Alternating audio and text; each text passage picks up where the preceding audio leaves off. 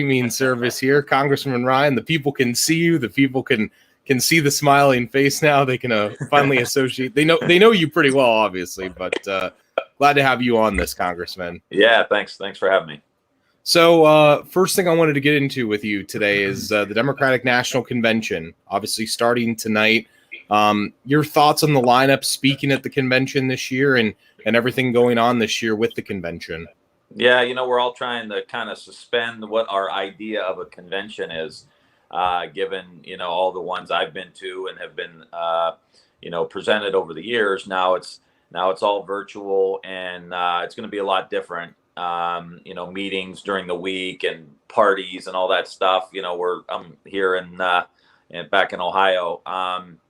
But I'm excited for us to get the message out. I think the message around healing, around decency, around, trying to reduce the chaos in the world to the extent we can, in sports, you call it like unforced errors. I think, how we handled the coronavirus, unforced error.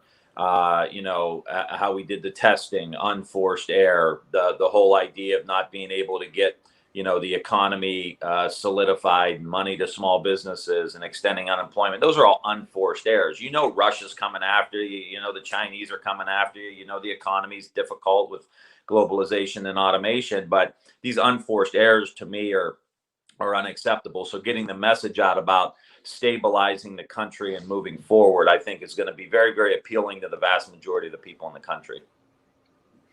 The other thing that obviously was big news as of last week was the choice of Kamala Harris as now the VP for presumptive Democratic nominee, and Joe Biden. Obviously, we're probably going to see that is the Democratic nominee this week. But your thoughts on Kamala? Obviously, historic in so many ways. But what do you think of it, Congressman?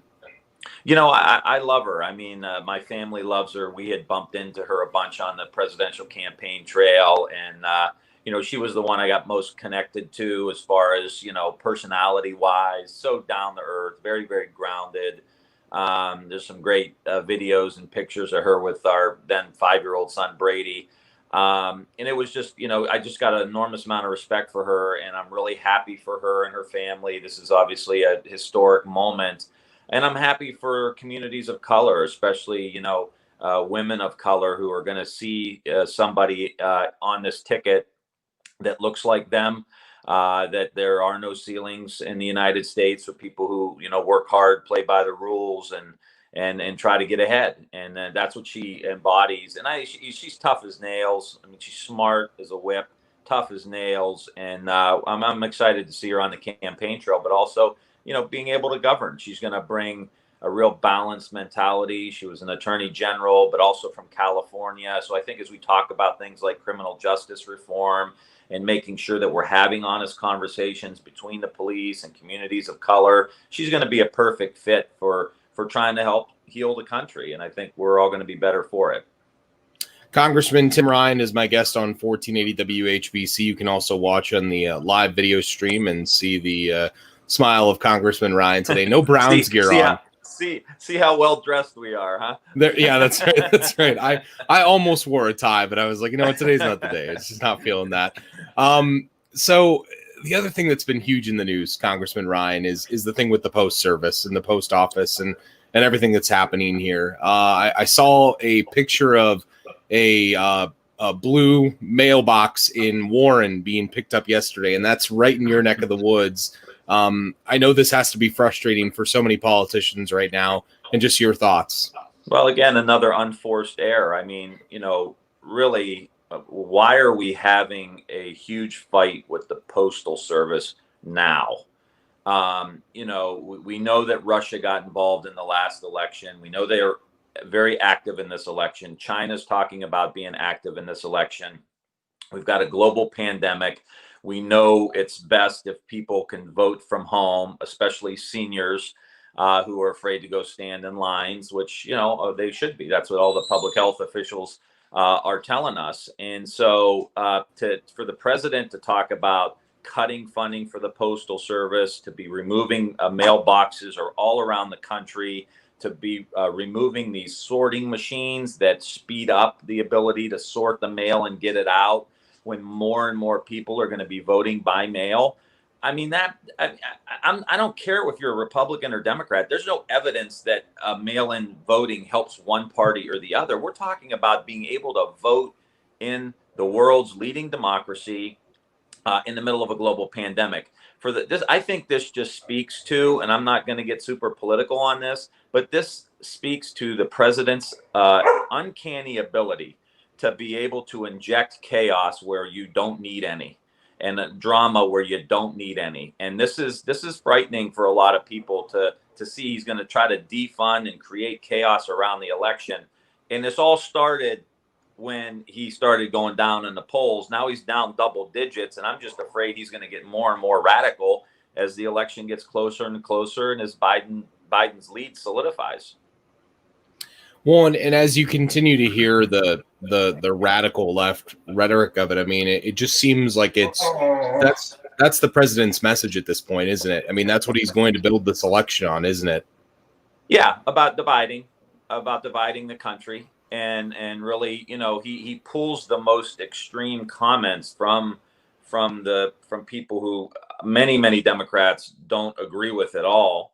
You know, he talks about defunding the police. Joe Biden's not for defunding the police. Tim Ryan's not for defunding the police. Kamala Harris isn't for defunding the police. Sherrod Brown's not for but he takes that and he wants to, you know, create strife. And I've never seen this. I mean, you're one of the few shows I get on that I could really go full bore with my sports analogies, you know.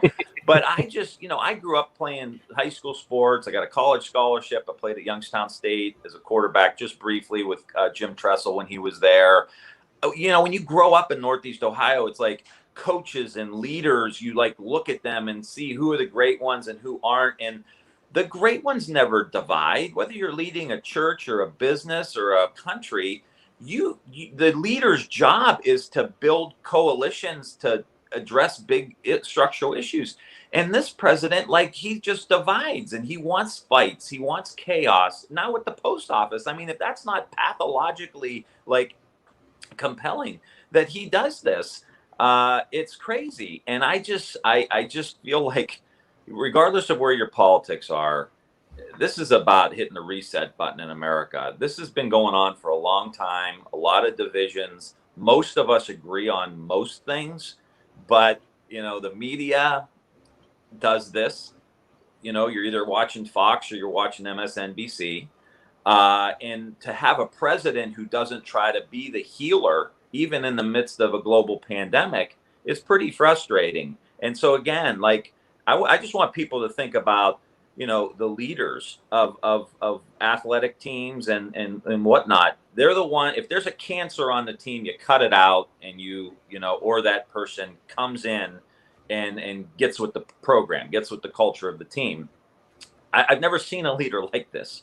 I've just never seen it. I mean, after 9/11, now you got me fired up, but after 9/11, George W. Bush, who I didn't agree with a whole lot on, he went to a mosque and said, this is not against Islam.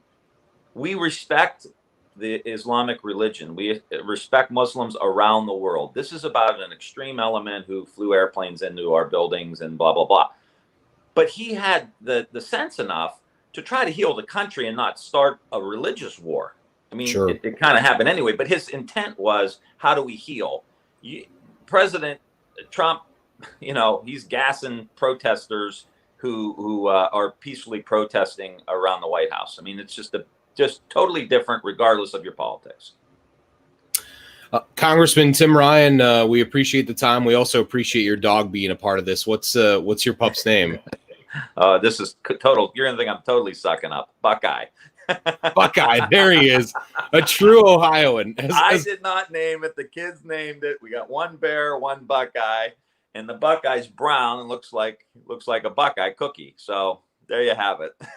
as my brother always says, he says, we're from Ohio and Tim Ryan gets us, and it's true. You get us. I do. I'm one of you, no doubt. See you, man. Thanks. Congressman Ryan, we appreciate the time and look forward to doing this again. Okay. Anytime. Thanks. Yep. Congressman Tim Ryan on 4.